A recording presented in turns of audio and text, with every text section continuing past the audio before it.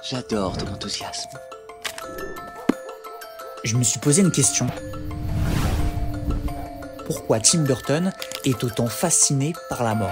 Pourquoi représenter ces morts pleins de couleurs et de vie, et représenter les vivants, ternes et froids? Et comment a-t-il pu inspirer aussi des générations entières?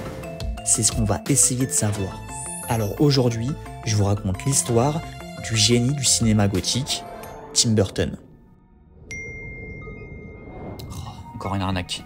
Je reçois que ça. En France, en 2023, 2 personnes sur 3 sont victimes de cyberattaques. Pour ne rien vous cacher, il y a quelques années, moi ce qui m'est arrivé, c'est que je me suis identifié sur un site que je croyais officiel, mais qui ne l'était pas du tout. Et je me suis bêtement fait arnaquer. Et j'ai mis du temps à m'en dépêtrer en plus. Avec France Vérif, partenaire de cette vidéo, ça ne me serait jamais arrivé. France Vérif, c'est la première solution 360 qui détecte automatiquement tous les virus, les SMS, les mails d'arnaque que vous pourrez recevoir. Mais la grande nouveauté concernant France Vérif, c'est surtout son application mobile. C'est le blocage des numéros de téléphone pour des appels frauduleux ou du démarchage. L'application va automatiquement bloquer tous les numéros indésirables.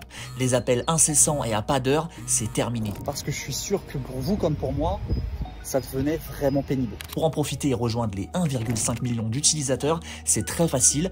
Vous vous inscrivez en cliquant sur le lien dans la description, vous réalisez un scan qui repère les problèmes existants et vous activez la protection France Vérif qui va agir de manière proactive et éviter que vos données se répandent encore plus grâce au bouclier numérique. Avec le lien dans la description, vous bénéficierez d'une super réduction de 60%. Alors protégeons nos familles, nos proches. Et je pense qu'on peut commencer la vidéo sur Tim Burton.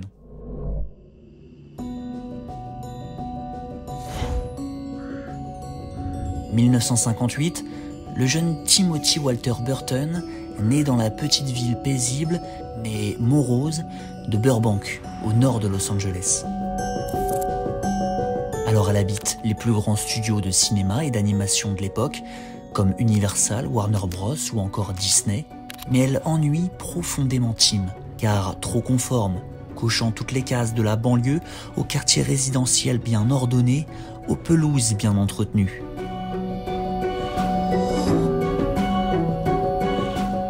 Tim vit avec son frère Daniel et ses parents Richie et Bill.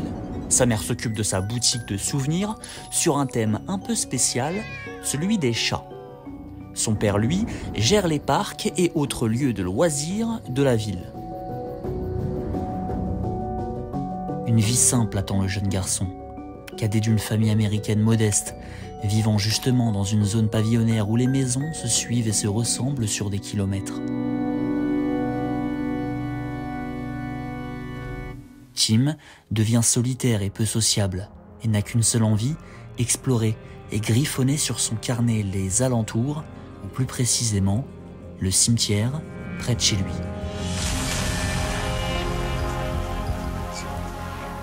Alors que les jeunes garçons de son âge restent effrayés à la moindre histoire de monstre sous le lit ou dans l'armoire, Tim se retrouve fasciné par la mort. Living in Los Angeles, being close to the Hispanic culture where like Day of the Dead is, death is treated much more of with humor and color and you know, as part of life. Il enchaîne film sur film, passant des vieux films d'horreur muets des années 20 au mythique Godzilla japonais des années 70. For 50 cents, you could see a triple feature. I saw one amazing I saw War of the Gargantuas, Monster Zero and Destroy All Monsters in one go, you know, 50 Mais c'est surtout un personnage qui va marquer définitivement le jeune garçon. Frankenstein, on en a tous déjà entendu parler. On sait que c'est ancré dans la culture populaire, mais on ne sait pas tous de quoi ça parle. Déjà, à la base, c'est un roman de 1818, et il va être rapidement considéré comme un chef-d'œuvre du roman gothique. Il raconte l'histoire de Victor Frankenstein, un jeune savant fou qui décide un jour de créer un être humain de toutes pièces. Mais apeuré par la laideur de sa créature, qu'on appellera le monstre, Victor s'échappe et laisse le monstre à l'abandon. Perdu dans la nature, il tente de survivre en apprenant à connaître simplement les personnes de son voisinage. Mais personne ne veut rien savoir et le monstre se fait chasser indéfiniment. C'est dans la haine et la tristesse que le monstre est pris de vengeance et tente de retrouver ses créateurs. Et c'est ce genre de personnages qui vont fasciner le jeune Tim Burton. Le monstre. Mais le monstre outsider, le monstre marginal, exclu de la société. Celui qu'on appelle le monstre ne l'est pas vraiment pour Tim. Le vrai monstre, c'est nous. Prêt à tout pour faire avancer la science au détriment des autres, ou mieux se faire voir par les copains. Chaque personne qui bascule dans le mal est très souvent façonnée par le mal lui-même.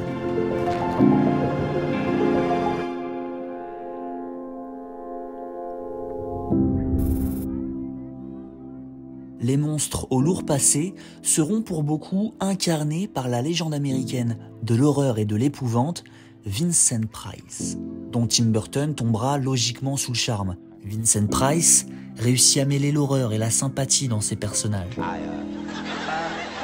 Il joue souvent ce fameux rôle des outsiders, terrifiant mais élégant et touchant à la fois.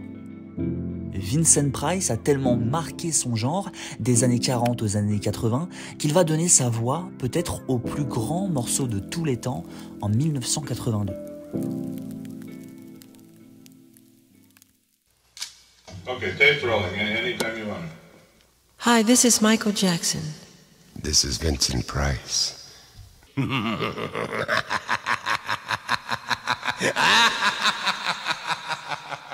Michael Jackson is... The Thriller. It's great fun. It's great, thank you. Cut. Okay, all right. Oui, ça fait toujours plaisir d'entendre ça. Mais ses passions pour Vincent Price et pour ses monstres en tout genre ne vont pas faire bon ménage avec ses parents, Richie et Bill. Dispute sur dispute, Tim n'a nul autre choix que de s'installer chez sa grand-mère, à quelques pas.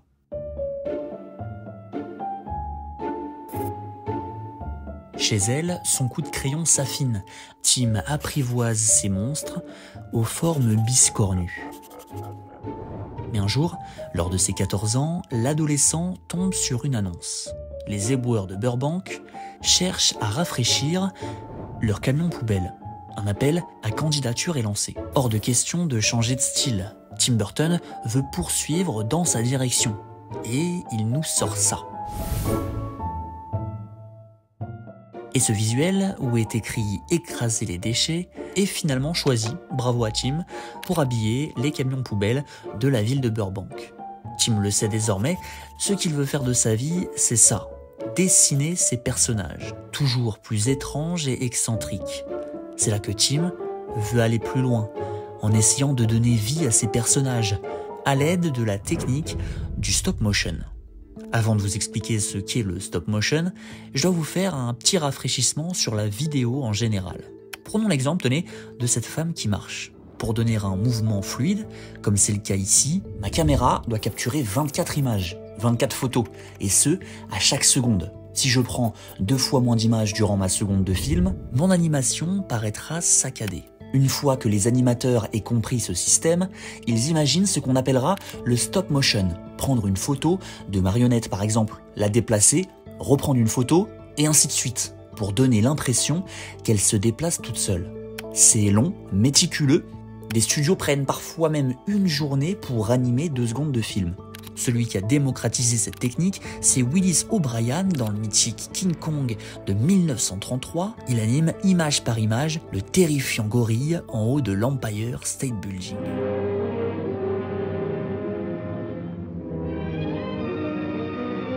Bon, les animations n'étaient pas encore au top du top, mais c'était déjà un bon début.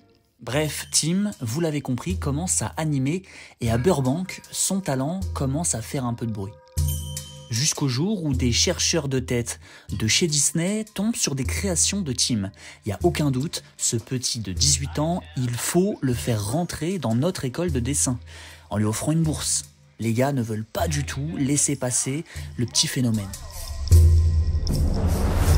Je dis notre école parce que ces chercheurs de tête de chez Disney vont l'emmener au CalArts, California Institute of the Arts. École créée il y a un peu plus de 15 ans, à ce moment-là, par un certain Walt Disney. Walt Disney, Au-delà d'être le créateur, dessinateur de sa petite souris noire aux grandes oreilles, c'était avant tout un grand visionnaire, toujours à vouloir mener de grands projets. Et en 1961, il ouvre justement cette école, Cal Arts, qui lui permet de former et créer un vrai réservoir de talent. Beaucoup de génies de l'animation sont sortis de Cal Arts, Brad Bird, le réalisateur de Ratatouille et des Indestructibles, ou encore John Lasseter, créateur de la saga Toy Story. Rien que ça. I'll never forget actually looking at Tim's sketchbook for the first time because his sketchbook was unbelievable. Tim suit une formation de 3 ans au Cal Arts. Ça se passe bien, bon le climat est un peu dur, strict, mais ça va. Et lors de sa 3e année, vient l'heure où il faut rendre le devoir de fin d'études. Tim doit réaliser un court-métrage d'animation. On a les images, il s'agit du premier film dessiné par Tim Burton lui-même, disponible sur Internet.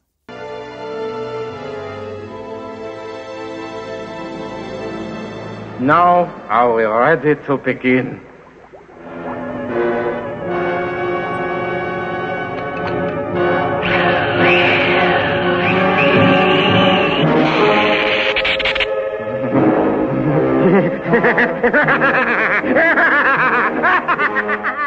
Dans ce petit court-métrage d'1 minute 37, on observe le niveau du jeune homme.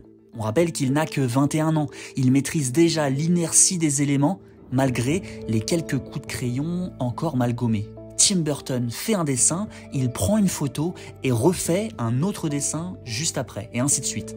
C'est un boulot colossal. Ce petit film lui ouvre les portes du groupe Disney, qui voit en lui le futur prodige prêt à remettre le navire Disney sur pied. Parce que oui, en 1979, Disney connaît une petite crise. Le grand Walt Disney, fondateur, est mort 13 ans plus tôt, et sa disparition laisse encore des traces. Du personnel proche de Walt s'en va.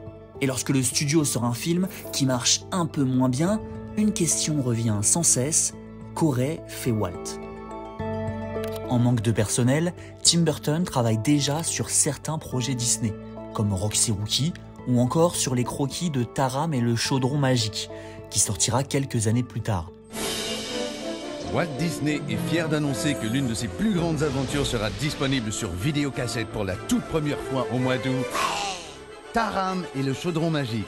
Beaucoup d'idées de Tim se sont vues rejetées car trop macabre pour un Disney, mais le film restera même aujourd'hui considéré comme le plus sombre de l'histoire du studio.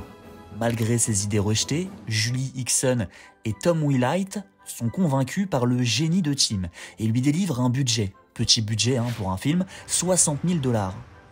Qui dit petit budget dit petit film, 6 minutes.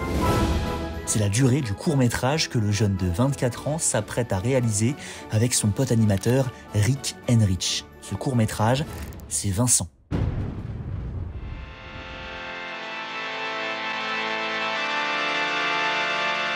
Ils réalisent ensemble des marionnettes qu'ils animent en stop-motion, un travail qui regorge de techniques et d'astuces pour rendre l'animation naturelle. C'est surtout la séquence du chat qui est assez surprenante.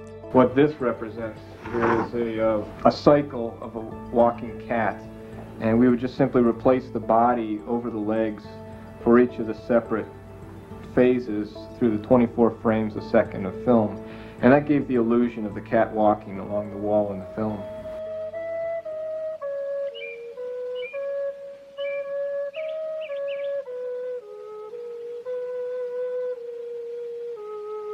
Vincent, c'est l'histoire d'un garçon de 7 ans, grand amateur de la littérature d'Edgar Poe, un romancier fantastique et gothique du 19e, et qui n'a qu'un seul rêve, devenir Vincent Price. Vous savez, la légende du cinéma d'horreur de l'époque. Un garçon calme en apparence, mais qui, dans ses entrailles les plus profondes, est habité par ses envies sordides. Transformer son chien en zombie, ou plonger sa tante dans la cire. Dans ce film, Tim Burton se met à nu, au travers du jeune Vincent. Ce garçon aux idées noires et fantasques n'est autre que lui-même. De ce court-métrage découlera tout l'univers de ses prochains films, les ombres marquées, les carreaux noirs et blancs, ou aussi les escaliers difformes.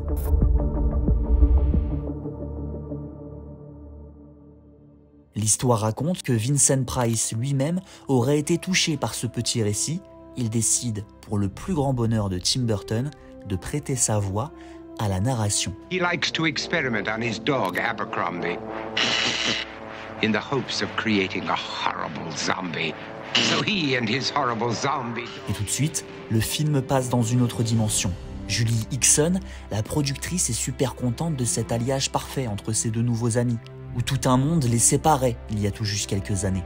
Julie redonne l'opportunité à Tim de refaire un film, de 29 minutes cette fois-ci. On est en 1984 et Tim Burton décide de sortir Frankenweenie.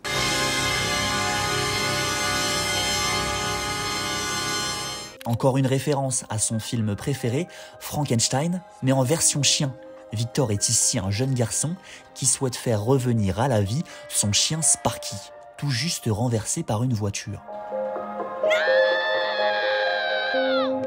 Cette fois, le jeune réalisateur sort de l'animation. C'est son premier court-métrage avec de vrais acteurs. Et il semble enfin trouver sa voie. Parce que Burton le sait, le fait de juste animer ne lui permet pas de donner la couleur qu'il souhaite à ses films. When I was doing them, I didn't, when I was doing animation, I actually didn't enjoy it very much. It's too, the patience, I don't have enough patience for it. Ses prises de vue, ses choix musicaux, ses ambiances, il veut toute sa vision dans ses films. Mais Disney se montre encore un peu frileux avec ses œuvres. Oui, Tim est talentueux, mais ça fait trop peur, c'est trop noir. Pour eux, leur public n'est pas la cible. Tim en a marre et claque la porte à Disney.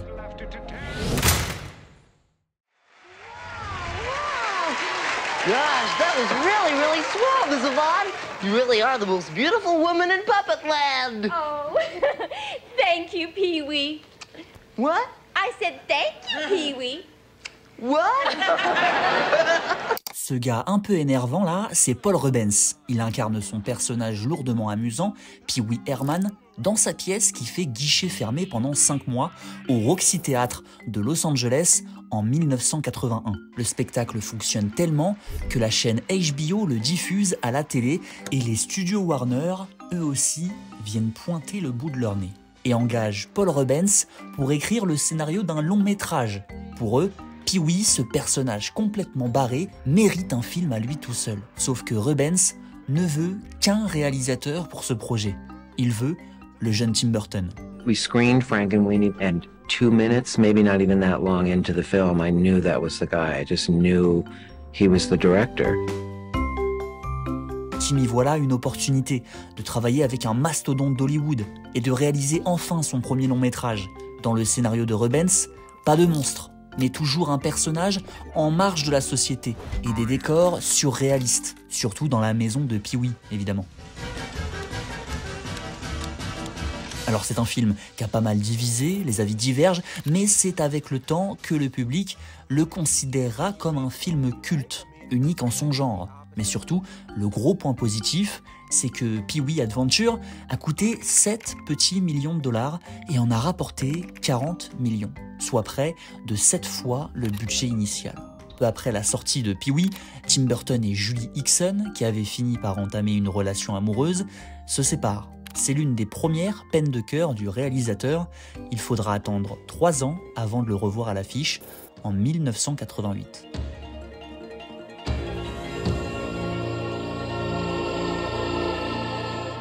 C'est le scénario qui a retenu son attention.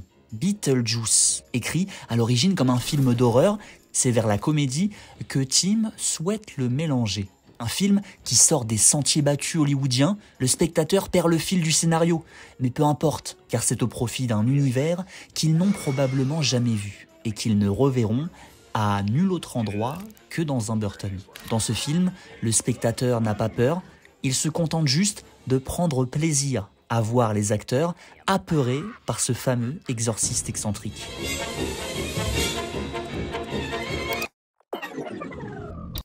J'ai comme l'impression que ce petit squelette vous dit quelque chose.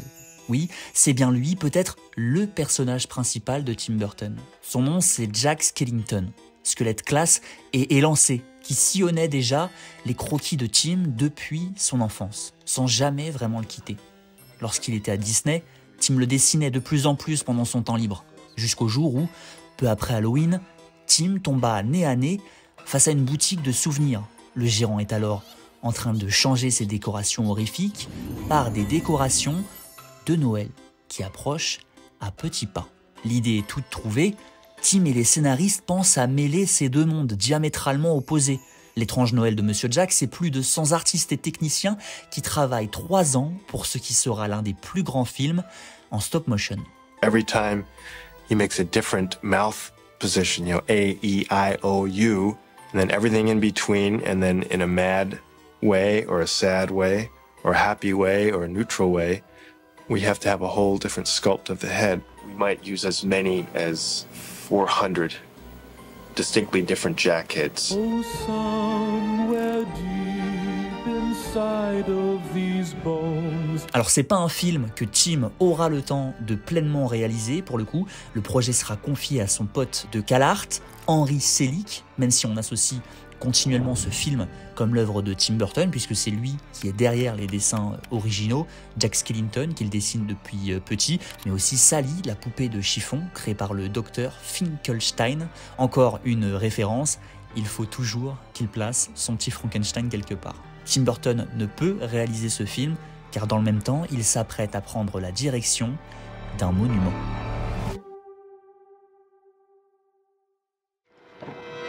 Ah mais non, pingouin!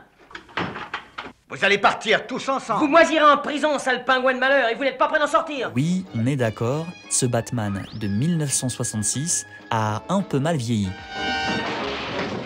Mais à l'époque, c'est monnaie courante. Les films de super-héros cherchent avant tout le divertissement, pur et simple, faute néanmoins, il faut le dire, de moyens technologiques. Mais lorsque Warner va confier les clés de Batman à Tim Burton, ce dernier ne souhaite pas récupérer complètement l'héritage des anciens comics. Il réintègre Michael Keaton, son unique Beetlejuice, pour interpréter Bruce Wayne, et ça ne va pas plaire aux fans de la série. Des milliers de lettres de plainte sont envoyées à Warner lorsque la nouvelle tombe, et Warner le fait savoir à Burton. Maintenant, le studio doute de la légitimité de Michael Keaton à endosser le rôle de super-héros intouchable qu'est Batman. Mais Burton s'en fout. Batman n'a pas de super pouvoir. Il doit donc se rapprocher de nous, avoir des doutes, des failles. Ce Batman de 1989 n'est pas que le Batman de Keaton face à Nicholson.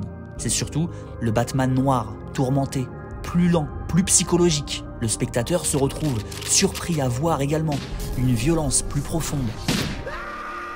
Alors on est encore un petit peu plus fun que les Batman de Nolan, mais c'est véritablement ce Batman de Burton qui ouvrira la voie à ces nouveaux films de super-héros écorchés. Dear Sheriff, Batmania. Is this a gamble for the studio? Will Batman? Attendees included Sylvester Stallone. Le réalisateur se retrouve propulsé au sommet du box-office tant son film est un succès autant commercial que critique. I would be Batman if they let me. Everyone wants to see this movie. Batman's become hip and cool and people can come out of the closet and admit that they read Batman. Batman, c'est 40 millions de budget pour une recette de plus de 400 millions de dollars. C'est l'une des plus grandes rentabilités de l'histoire du cinéma. Mais on est en 1990 et l'heure est venue pour Tim de réaliser peut-être son plus grand film.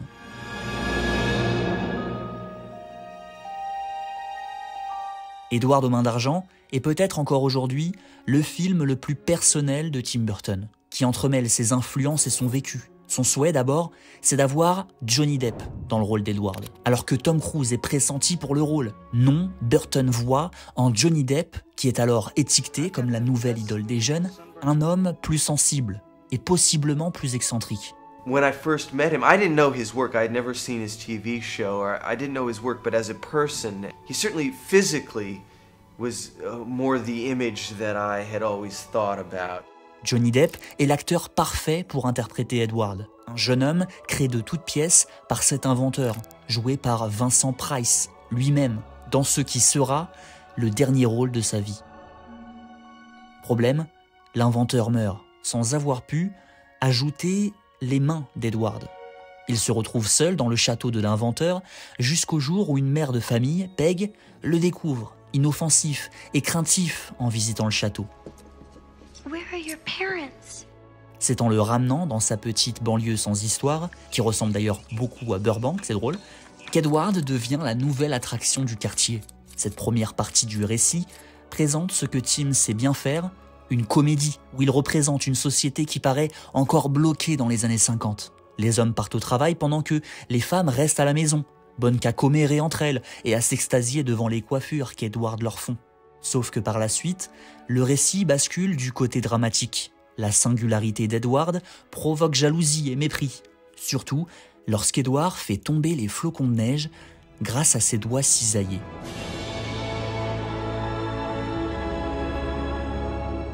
Tim rend encore hommage à ces outsiders qui, rejetés par leurs apparences, se montrent eux aussi dotés d'une sensibilité.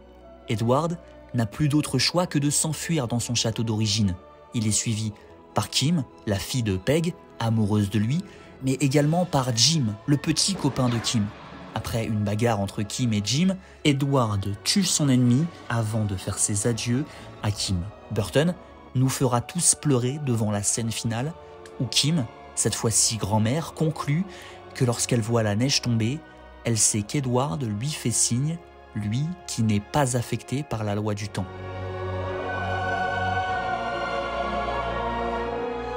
Le compositeur Danny Elfman sort une performance mémorable dans ce film, lui qui accompagnait déjà Burton sur Pee-wee Big Adventure, Beetlejuice et Batman, le suivra dans quasiment tous ses films, oui, jusqu'au Beetlejuice de cette année.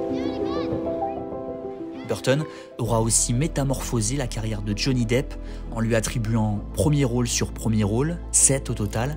Grâce au réalisateur, Johnny Depp voyage entre ces personnes sarcastiques, drôles ou instables, bien loin de l'étiquette de ses premières années à la télévision. Tim is a true artist in every sense of the word. Le reste de la carrière de Burton se soldera par des réussites, mais aussi parfois des films plus critiqués. Petite anecdote rigolote, c'est qu'après avoir été poussé vers la sortie par Disney en 84, souvenez-vous, il enterrera la hache de guerre en réalisant Alice au Pays des Merveilles en 2010, un film qui dépassera, tenez-vous bien, le $1 milliard de recettes, là aussi l'un des plus gros succès de l'histoire. Tim Burton a parfois divisé, mais a surtout fait rêver, nous a souvent donné la sensation devant notre écran de perdre toute forme de contrôle sur ce qu'on était en train de voir. Some of the most surreal things are things that actually happen. You can be in reality and take a step into fantasy and not know it sometimes, you know. Mon but à travers cette vidéo n'était pas de vous décortiquer chaque film de Burton. D'autres gens le font bien mieux que moi. Mon but était avant tout de vous raconter son histoire, le cheminement de sa vie, ses réflexions pour arriver à cette direction artistique et comment sa patte a contribué à changer le cinéma. Tim Burton a aujourd'hui 66 ans, il vit une vie tranquille aux côtés de Monica Bellucci notamment et a reçu son étoile à l'Hollywood Walk of Fame en septembre dernier. Ouais, on aurait pu croire qu'il l'avait depuis un petit moment, mais non. Here, I just almost started crying because I've been coming here ever since I was a little child, and the store hasn't changed at all. Like, I was young enough to think that these things were actually gravestones when I first came here. I realized that John Wayne wasn't buried under that. It's such an honor to have his star. Je tenais aussi à remercier chaleureusement Romain Perrin à l'illustration. J'espère qu'il vous a vraiment mis dans l'ambiance, surtout dans la jeunesse de Tim Burton. N'hésitez pas aussi à me suivre sur Insta, je poste régulièrement des contenus autour du monde créatif, plein de vidéos, tout ça. Je kiffe aussi, il y a des gens qui m'envoient des vidéos en privé, enfin des concepts, et ça m'aide beaucoup. Merci aussi aux 200 000, je vous ai pas vu entre temps, mais voilà, ça croît de plus en plus, et j'espère que l'année prochaine on se retrouvera pour les 300 000. Merci aussi à France Vérif pour la confiance, partenariat de cette vidéo. Le lien se trouve toujours en description. D'ici là, ne vous arrêtez jamais de créer, ça reste le plus important. On se retrouve pour une prochaine vidéo. Salut!